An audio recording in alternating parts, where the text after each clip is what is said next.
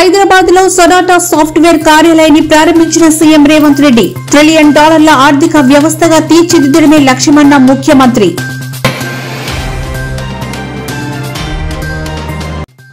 Test cricket కు Kohli good bye, ఓ అధ్యాయం ముగిసింది అన్న సీఎం చంద్రబాబు. కోహ్లీ కోట్లాది మందికి స్ఫూర్తి అని వెల్లడించిన ఏపీ సీఎం.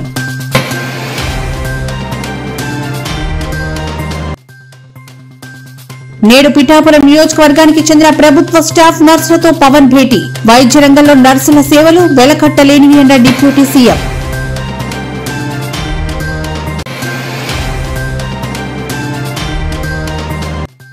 రేవంత్ రెడ్డి ఒక సైకో, శాడిస్ట్ అంటూ ఈటల ఫైర్. ఘాటుగా కౌంటర్ ఇచ్చిన Jaggareddy.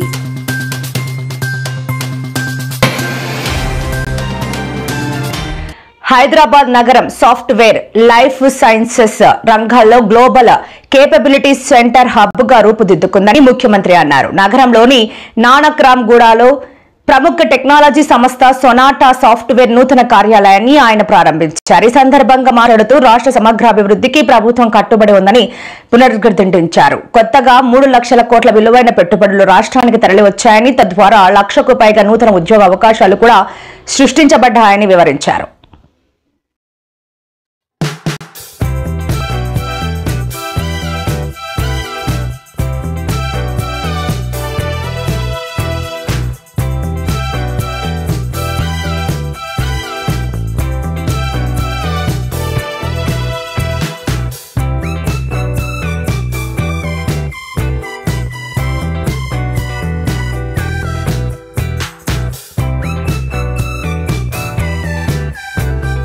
One state in India in investments, both domestic and international. Hyderabad is now a GCC hub. In both software and life sciences, Hyderabad emerged as a leading hub for AI-ready data centers, life sciences and manufacturing sectors. IT giants like Microsoft, Cognizant, HCL Tech, Infosys and Wipro have all opened new campuses and are expanding. We are #1 state in policing and law and order according to Government of India report. In managing inflation, we are #1. In creating jobs, both government and private sector, we are #1. In tax collection, state-owned tax collections, we are #1 in India. We are doing India's largest entrepreneur funding and monitoring program, empowering 66 lakh women through self-help groups. This balance of growth, investment, creation of jobs, building great infrastructure, and welfare for all sections is our vision called Telangana Rising. But to achieve $1 trillion economy or to transform Hyderabad into the world's most amazing city, I need your support. We have to do it together, become brand ambassadors of Hyderabad and showcase our achievements to the world. Thank you and best wishes to Sonata. Thank you. భారత cricket జట్టు మాజీ captain star batsman Virat Kohli test cricket కు వీడ్కోలు పలకడంపై AP ముఖ్యమంత్రి చంద్రబాబు స్పందించారు. భారత క్రీడా చరిత్రలో ఒక విశేషమైన ఘట్టం ముగిసినట్లేనని పేర్కొన్నారు. కోహ్లీ క్రీడా స్ఫూర్తి, అంకిత భావం, నాయకత్వ లక్షణాలు ఎనలేనివని కొనియాడారు. విరాట్ కోహ్లీ తన భవిష్యత్ ప్రస్థానంలో కూడా విజయవంతంగా ముందుకు సాగాలని మనస్ఫూర్తిగా కోరుకుంటున్నాను. అతడికి నా శుభాకాంక్షలు అంటూ చంద్రబాబు తన సందేశంలో పేర్కొన్నారు.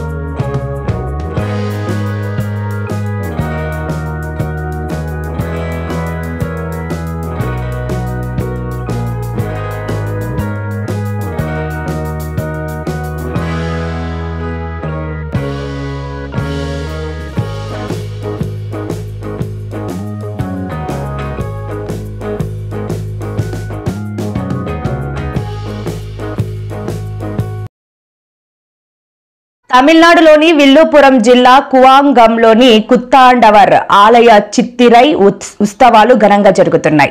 ఈ ఉత్సవాల్లో ట్రాన్స్జెండర్ల కోసం మిస్ కువాంగం 2025 అందాల పోటీలను నిర్వహించారు. ఈ కార్యక్రమానికి నటుడు విశాల్ హాజరయ్యారు. అయితే కార్యక్రమం జరుగుతుండగా వేదికపై ఉన్న విశాల్ ఒక్కసారిగా స్పృహ కోల్పోయి కిందకు పడిపోయారు. అయితే ప్రస్తుతం విశాల్ ఆరోగ్యం బాగానే ఉందని వైద్య బృందం నిర్ధారించింది.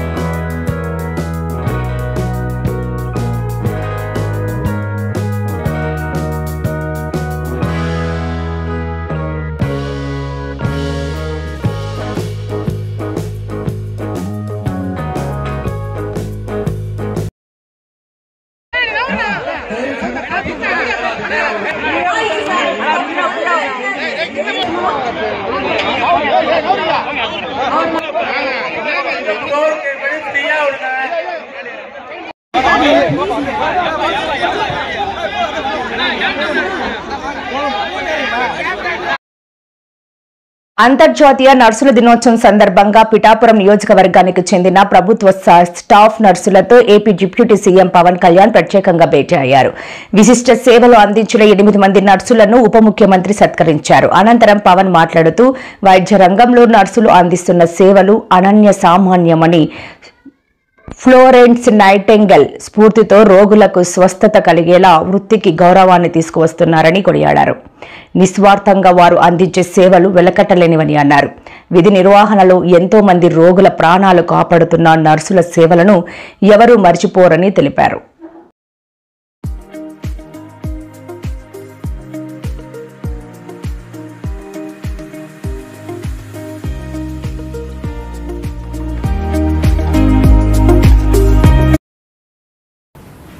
అందరికీ నమస్కారం అండి.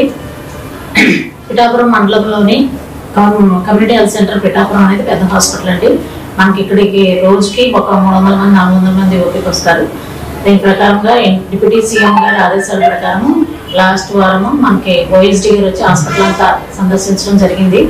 దాంట్లో భాగంగానే మేము హాస్పిటల్లో డాక్టర్ కొత్త, స్టాఫ్ కొత్త ఉందని చెప్పి ఉన్నాము. అయితే దాని ప్రకారం ఏం చేశారంటే డిప్యూటీ సీఎం గారి ఆదేశాల ప్రకారం కలెక్టర్ గారు అలాగే మా DCHS madam, DCHS Kakinada madam గారు ఒక 2 స్టాఫ్లని మాకు సరిపడా డాక్టర్స్ ని వేయడం జరిగింది. డిప్యూటేషన్ మీద వేయడం జరిగింది. ఇది 30 పడకల ఆసుపత్రి కాబట్టి 30 పడకల ఆసుపత్రి ప్రకారం ఎంతమంది క్యాడర్ స్ట్రెంగ్త్ ఉండాలో అంతమంది ఉన్నారండి. డిప్యూటీ సీఎం గారి ఆదేశాల ప్రకారం మేము అందరం కూడా బాగా వర్క్ చేసి హాస్పిటల్ని ఇంకా డెవలప్ చేయాలని అనుకుంటున్నామండి. అలాగే మా దగ్గర ఎక్స్రే ప్లాంట్ పాతది, ఎక్స్రే కొంచెం ప్రాబ్లం వచ్చిందండి. దాన్ని కూడా కమిషనర్ మేడము, తర్వాత మన కలెక్టర్ గారి ఆదేశాల ప్రకారం కమిషనర్ మేడం రెక్టిఫై చేస్తున్నారు. ఇప్పుడు ఎక్స్రే కూడా వర్కింగ్ కండిషన్లో ఉన్నదండి. అలాగే మాకు అడిగిన వెంటనే మాకు స్టాఫ్ని ఇచ్చినందుకు డిప్యూటీ సీఎం గారికి మరియు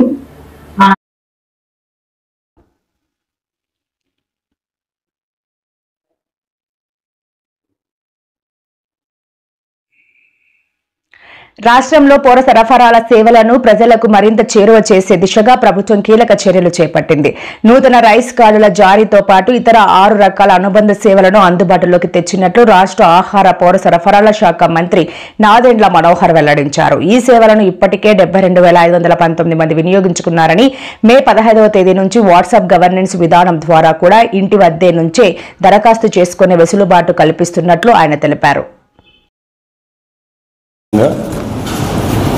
ప్రజలకి పౌర సరఫరా శాఖ నుంచి ప్రతి నెల మేము అందించే సరుకులు ప్రతి కుటుంబాన్ని ఆదుకునే విధంగా కేంద్ర ప్రభుత్వం, రాష్ట్ర ప్రభుత్వం జాతీయ ఆహార భద్రత చట్టానికి అనుగుణంగా ప్రతి నెల 1వ తారీఖు నుంచి 15వ తారీఖు వరకు ఒక అద్భుతమైన కార్యక్రమం ప్రజలందరికీ అందిస్తూ ఉన్నాం. ఆంధ్రప్రదేశ్లో ఈ రోజుకి 1,46,21,000 రైస్ కార్డ్స్ ఉన్నాయి. ఈ 1,46,21,000 రైస్ కార్డ్స్ గాను జనాభా 4,24,60,000 మంది ప్రతి నెల ఈ రైస్ కార్డ్స్ ద్వారా వాళ్ళు ఈ సర్వీసెస్ అందుకుంటున్నారు.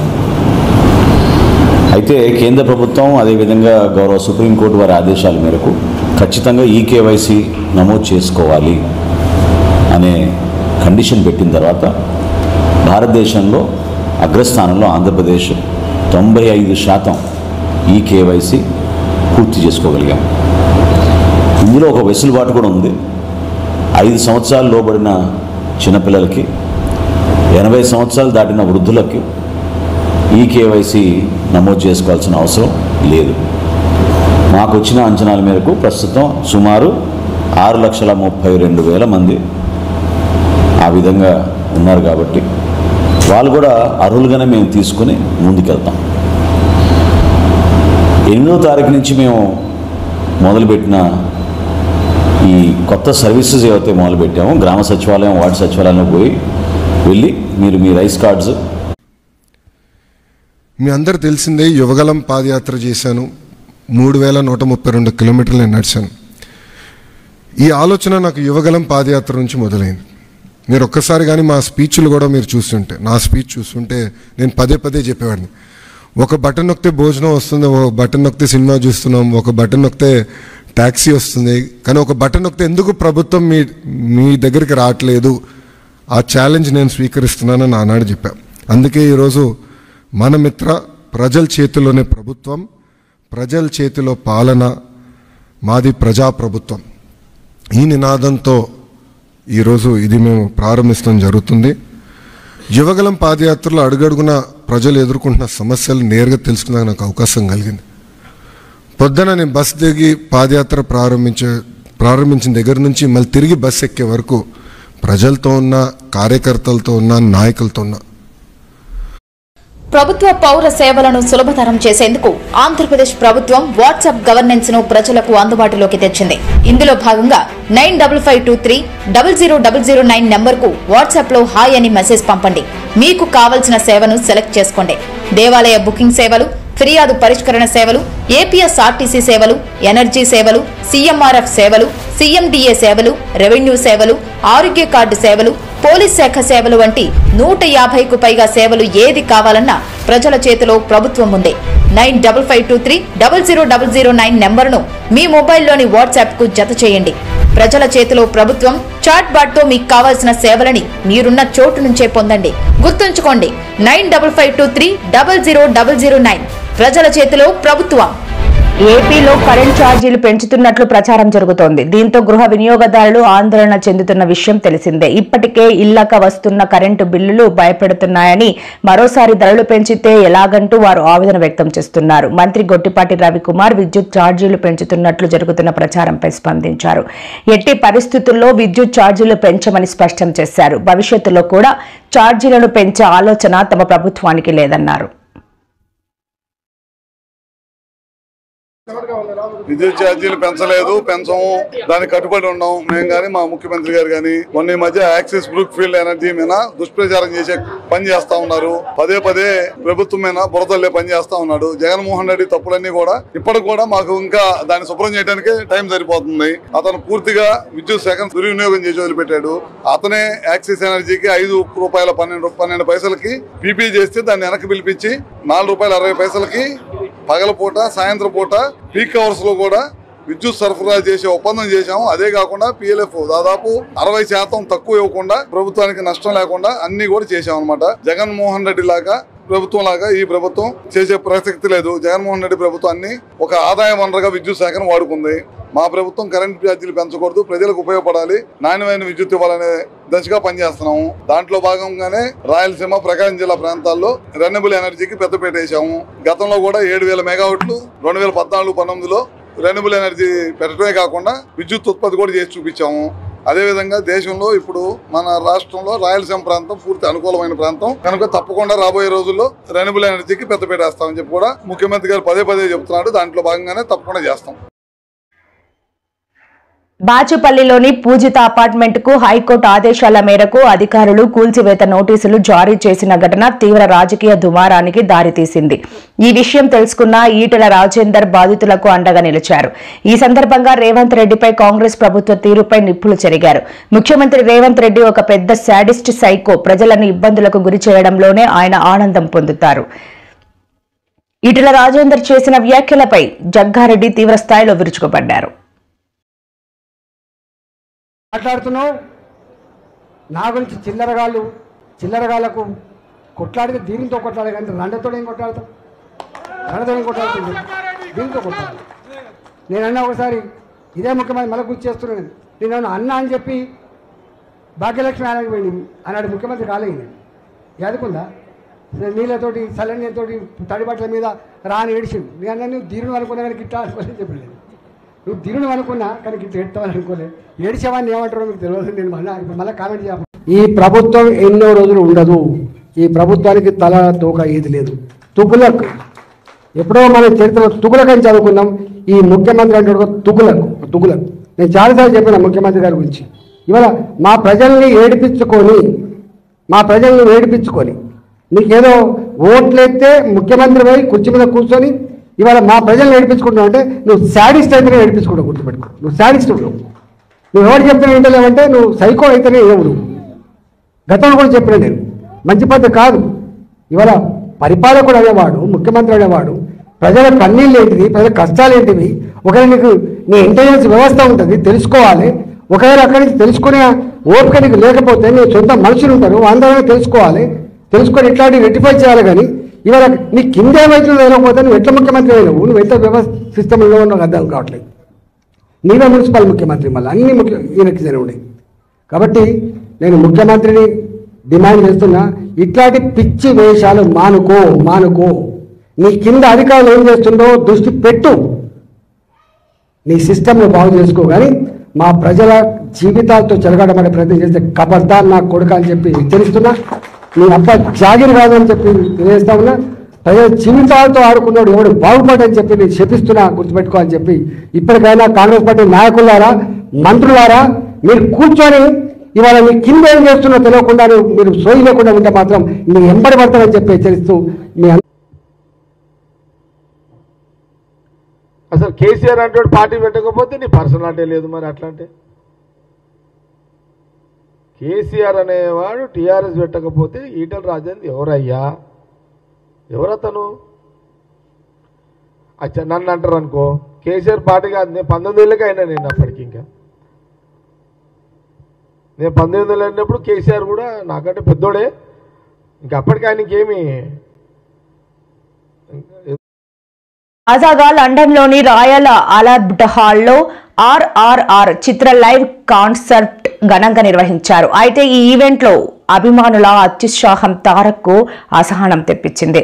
హాల్ వెలుపల అభిమాన హీరోతో సెల్ఫీలు తీసుకునేందుకు ఫ్యాన్స్ ఎగబడగా ఎన్టీఆర్ ఇబ్బంది పడ్డారు. అదే విషయాన్ని వారికి చెప్పే ప్రయత్నం చేశారు. అయినా అభిమానులు వెనకపోవడంతో చేసేదేమీ లేక అక్కడి నుంచి వెళ్లిపోయారు. ఇందుకు సంబంధించిన వీడియో ప్రస్తుతం సోషల్ మీడియాలో వైరల్ అవుతోంది.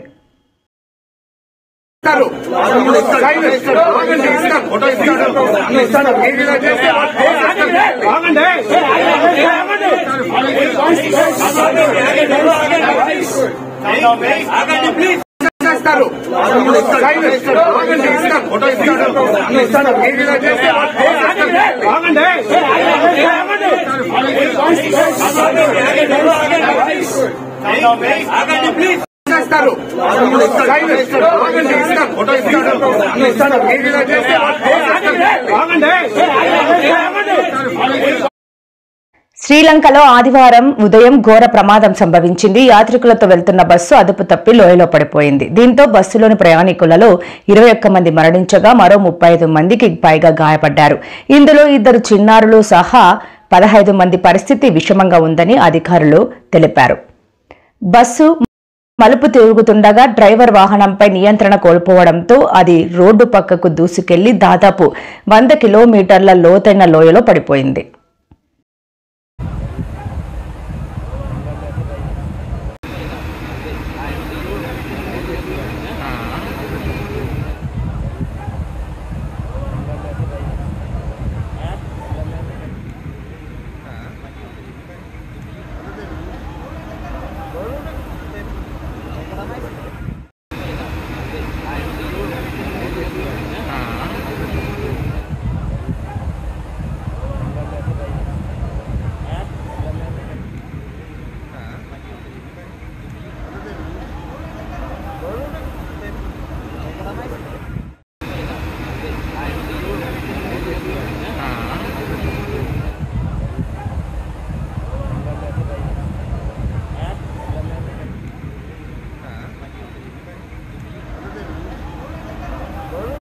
పాల్కు ముంబై విమానాశ్రయంలో ఊహించని పరిణామం ఎదురైంది. టర్కీ పర్యటనకు సిద్ధమైన తనను తన బృందాన్ని ఇండిగో ఎయిర్లైన్స్ సిబ్బంది విమానం ఎక్కకుండా అడ్డుకున్నారని ఆయన ఆరోపించారు. ఈ ఘటనపై కేఏ పాల్ తీవ్ర ఆగ్రహం వ్యక్తం చేశారు. ఇండిగో ఎయిర్లైన్స్ సీఈఓ మరియు సంబంధిత సిబ్బందిపై ముంబైలో పోలీసులకు ఫిర్యాదు చేశారు.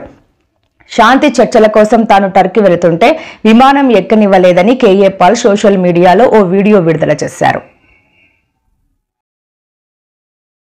మీరు ఇమ్మీడియట్ గా అన్ని బ్రేకింగ్ న్యూస్లు ఇవ్వండి.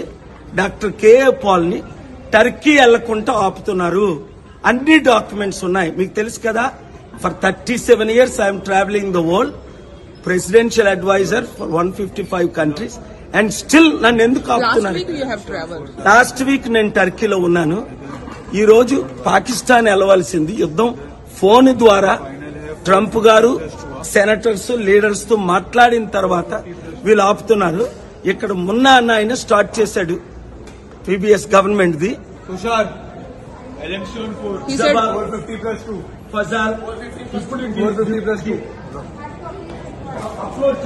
డౌన్లోడ్ చేస్తున్నాడు.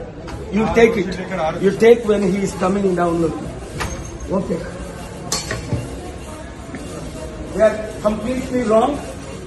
అందరూ బ్రేకింగ్ న్యూస్లు ఇవ్వండి. ఇదిగోండి, I am Dr. Kilari Anand Paul at gate number 72 for Istanbul flight.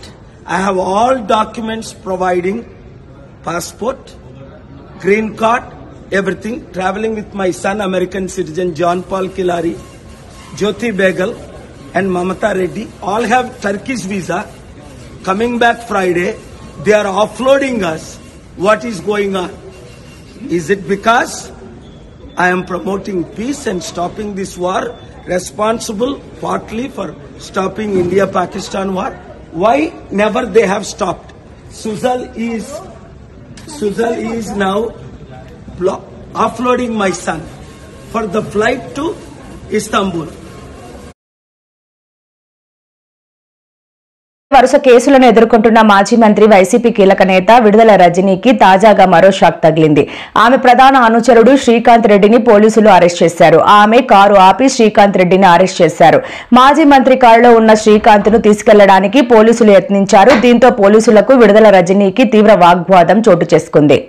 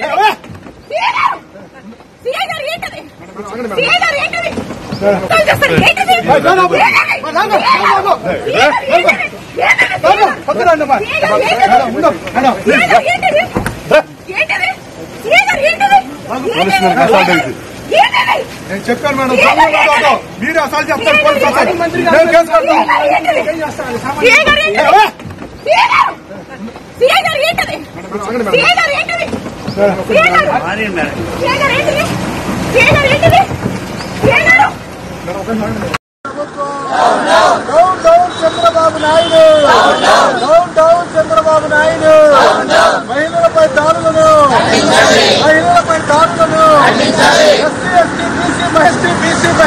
దాడులను పల్నాడు జిల్లాలోని మానుకొండపాలెం అనే గ్రామంలో అమ్మాయికి కనీసం ఆ 2 నిమిషాలు టైం కూడా ఇవ్వకుండా ఆ టైంలో అర్ధరాత్రి సమయంలో ఒక లేడీ కానిస్టేబుల్ కూడా లేకుండా ఆ అమ్మాయిని పోలీస్ స్టేషన్ తీసుకుపోయిన వైనం అంటే ఈ రాష్ట్రంలో ఏం నడుస్తుందంటే రాక్షసుల పాలన నడుస్తుంది. ఈ చంద్రబాబు నాయుడు గారి పరిపాలన లేకపోతే ఈ రోజు రాష్ట్రంలో ఇంకెవరికి రక్షణ ఉంటుంది? ఈ రాష్ట్రంలో ఒక మహిళ హోంమంత్రి స్థానంలో విధులు నిర్వహిస్తా ఉన్న రాష్ట్రంలో మహిళలకే రక్షణ లేదంటే లేకుండా పోయిందంటే చాలా బాధాకరం. ఎంతమందిని జైలు పాలు చేయలేదు. మీరు చేసేవి ఎక్కడ కూడా మీరు చేయాల్సినటువంటి ఇల్లీగల్ కేసులు మీరు కట్టారు, మీరు చేయాల్సినటువంటి అరెస్టులు చేశారు, జైలుకి ఇవ్వాల్సినవి మీరు చేస్తానే ఉన్నారు. మేము కూడా చూస్తానే ఉన్నాం. ఈ రోజున స్పెసిఫిక్ గా ఏంటండి కారణం ఏంటి, ఏం ఎఫ్ఐఆర్ ఉంది, దేని తాలూకా అని మేము డీటెయిల్స్ ఇవ్వండి, ఖచ్చితంగా మేము సహకరిస్తామని మాట్లాడుతుంటే సుబ్బనాయుడు గారు తను ఒక సిఐ అనేది కూడా పక్కన పెట్టి ఒక టీడీపీ కార్యకర్త మాదిరి ఏ విధంగా కూడా అక్కడ ఒక మహిళనని, ఒక మహిళా మంత్రిగా పనిచేశాను గతంలో అని, ఇక్కడ శాసనసభ్యురాలుగా కూడా పనిచేశాను అనేటువంటి విషయాన్ని పూర్తిగా కూడా పక్కన పెట్టి నన్నే థ్రెటనింగ్ చేస్తూ ఆఖరికి ఏ విధంగా కూడా తను మీరందరూ కూడా చూశారు, ఆ వీడియో అందరూ చూశారు, ఏ విధంగా మీదకి వచ్చి నా కారు దగ్గర నేను ఉంచిన, నా కారు నేను ఎక్కుతుంటే నా సీట్లో ఉంచి తను నన్ను అక్కడి నుంచి అసలు ఏం పదాలు వాడాలో కూడా మనకు అర్థం కావట్లేదు. అలాంటి బిహేవియర్, అలాంటి నేచర్ని తను ప్రదర్శించి ఒక మహిళ అనే మినిమం కర్టసీ కూడా మర్చిపోయి అతను మీదికి వచ్చి ఏ విధంగా నన్ను ఇబ్బంది పెట్టి కారు నుంచి బయటికి లాగేటువంటి ప్రయత్నం చేశారో మీరు అందరూ కూడా చూశారు. పైగా మీరు ఇంకా ఇలానే కనుక ఉంటే మీ మీద అసాల్ట్ కేసులు కడతాము ఇంకేదో అని చెప్పి థ్రెటనింగ్ మోడ్లోనే మీరందరూ చూశారు. అప్పటికి ఎక్కడ కూడా అనేదానికి నిదర్శనమే ఈరోజు ఈ అరెస్ట్ను కూడా మీరు చూడాల్సినటువంటి అవసరం ఉంది. వాళ్ళకు అండగా ఉండొద్దు అనేటువంటి ఒక కుట్రలో భాగంగానే మీరు ఇవన్నీ చేస్తున్నారని స్పష్టంగా అర్థమవుతుంది. అయినప్పటికీ కూడా మేము ధైర్యంగా ఉంటాము. మా వైఎస్ఆర్ కాంగ్రెస్ పార్టీ యొక్క కార్యకర్తలు వాళ్ళంతా మా పార్టీ కానీ మేము కొన్ని సిద్ధాంతాలని, మా నిజాయితీని, మా కష్టాన్ని నమ్ముకొని ఉన్న వాళ్ళం కాబట్టి మీరు ఇలాంటి ఎన్ని చేసినా కూడా మేమేం భయపడము, మేము పోరాడతాం. రాష్ట్ర ప్రజలు అన్నీ గమనిస్తున్నారు. సరైన రోజు సరైన సమయం వచ్చినప్పుడు ఇవన్నీ కూడా ప్రజలు ఆలోచిస్తారు. దాని తగ్గట్టే పరిణామాలు ఉంటాయి అని తెలియజేస్తున్నాను.